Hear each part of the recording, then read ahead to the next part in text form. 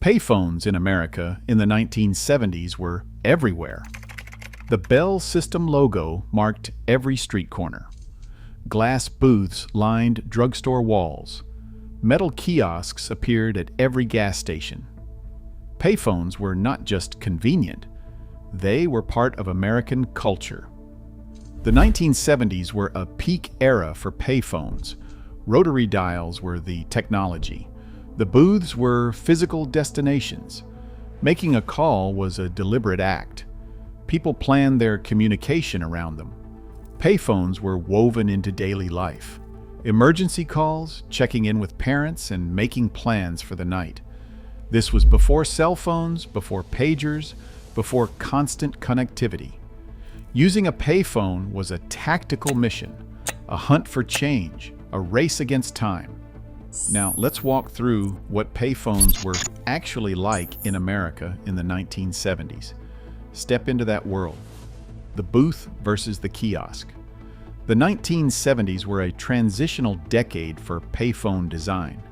You would encounter two main types. The full booth was the classic Superman-style model, a four-sided glass and metal structure with a folding accordion door. It offered total privacy and shelter from the rain. The sensory experience was specific. Booths often smelled faintly of stale cigarette smoke and industrial floor wax. There was a small built-in seat and a shelf for the thick yellowing phone book, the white pages and the yellow pages. The book hung from a heavy cable and was often vandalized or missing pages. The booth was a temporary refuge. You could close the door, block out street noise, and have a private conversation in public. The drive-up and pedestal kiosk emerged as car culture exploded. The hat-style payphone appeared, a simple metal canopy over the phone. It allowed you to make calls from your driver's side window at gas stations or rest stops. There was no privacy and no shelter, just quick access. Pull up, drop a dime, make your call, drive away.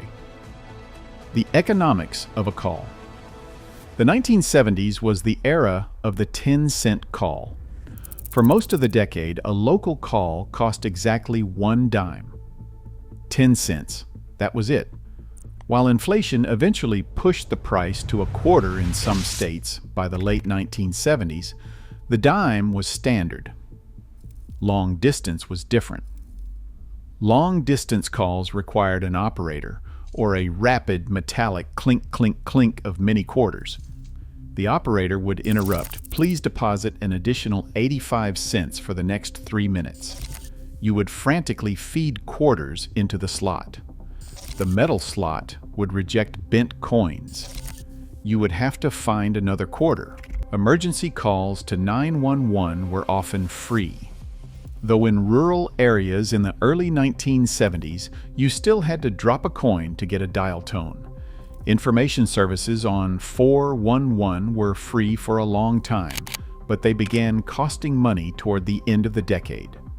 The dime became the universal currency of communication. You always needed one in your pocket. The hunt for a payphone. Finding a payphone was the first step. They were everywhere, but never where you needed one. Drugstores had them near the entrance. Street corners had booths. Diners had them near the restrooms. Bus stations had entire rows of them. The blue and white Bell System logo was a beacon. You would scan the street looking for that symbol. When you found one, relief. The hunt was real, especially in emergencies. A broken down car meant walking until you found a phone. Getting lost meant finding a booth to call for directions. No GPS, no cell phone, just you and the search for that metal box. The ritual of making a call. Using a 1970s payphone was a highly tactile, multi-step process. You lifted the heavy, black plastic receiver. It was usually freezing cold in winter and scorching hot in summer. You listened for the dial tone, the steady hum. You had to hear it before inserting your coin. No dial tone meant the phone was broken. Move on, find another one. You inserted your dime. You heard the metallic clink as it dropped. Satisfying. Then you dialed. Most payphones in the early 70s still had rotary dials. You had to stick your finger in the hole and pull the wheel clockwise to the finger stop, then wait for it to whir back. If the number had a lot of nines and zeros, dialing took forever and your finger would hurt. By the mid-70s, touch-tone push-button phones started becoming standard, faster, easier, but less tactile and less satisfying. Operator intervention. If you were calling long distance, outside your area code, the operator would interrupt. Sometimes a human voice, sometimes an automated recording. Please deposit additional money for the next 3 minutes. You would scramble for more coins. The pressure was intense. The operator did not wait. You either had the money or the call ended. Collect calls were an option. The operator would ask the receiving party if they accepted the charges. Most people said yes for family, no for strangers. Calling collect became a strategy, a way to communicate without money. Social manners and the line. Because you could not take the phone with you, payphones created unique social etiquette. The wait was universal. People would stand a few feet away from the booth, they might lean against a wall, and they would conspicuously look at their watches to make it clear they were next. The wrap-it-up look happened when someone stayed too long. The person waiting would tap on the glass or glare at you through the door. The pressure to finish was real. You would rush your conversation, say goodbye quickly, hang up, and exit the booth. Privacy was difficult. In a crowded diner, you had to press your body against the phone and cup your hand over the mouthpiece to try to prevent others from hearing your conversation. Even then, everyone nearby could still hear you. Payphones were public, so your business became everyone's business. The dime search was the universal 1970s struggle. You dug through pockets, checked the couch cushions before you left home, and sometimes asked a stranger if they had change for $1, just to make a quick call. No change meant no call. Life hacks and phone freaking. The 1970s payphone system was mechanical and therefore hackable. Collect calls were a common trick for teenagers. You would call home collect. When the operator asked for your name, you would quickly say, "Mom, pick me up at the mall at 8." Then hang up before the call was accepted. The message was delivered for free. The operator could not stop you. Phone freaking was the high-tech rebellion. Rebels like a young Steve Jobs and Steve Wozniak used blue boxes, electronic devices that mimicked the tones used by the phone company. They could bypass the coin mechanism and make free international calls. It was illegal, but widespread. Whistling worked too. Some freaks discovered that a toy whistle found in Cap'n Crunch cereal boxes emitted a 2,600 Hz tone, the exact frequency that could seize control of the phone line.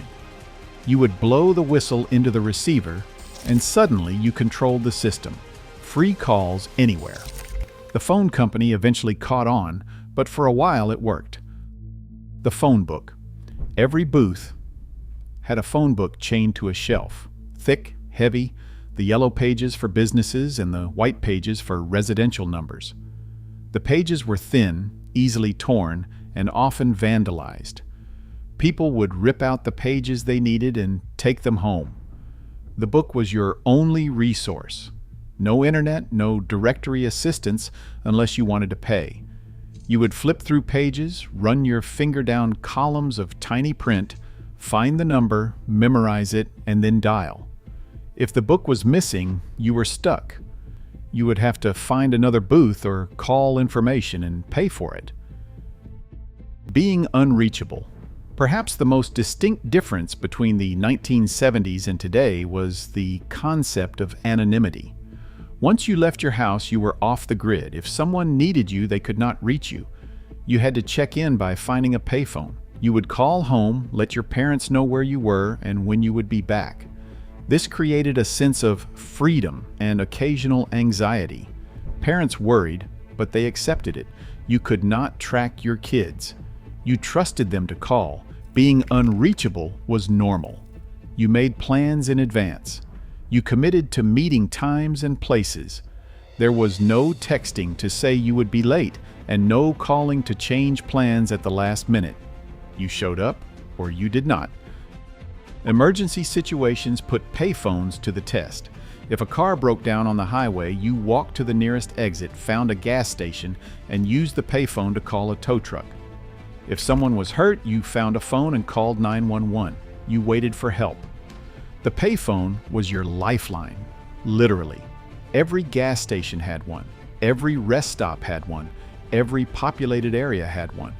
You knew you could always find help as long as you had a dime or could make a collect call. Reliability mattered. The phone company maintained them and kept them working. They were a public utility, essential infrastructure. The vandalism problem. Payphones were constantly vandalized. Coin return slots were jammed with gum. Receivers had their cords cut. Dials were broken. Graffiti covered the booths with phone numbers, crude drawings, and messages. People smashed the glass and stole the phone books. The phone company repaired them, but it was a constant battle. Finding a working payphone sometimes took multiple attempts. You would pick up the receiver and hear no dial tone. You would move to the next one, find it broken, and keep searching. Eventually, you would find one that worked.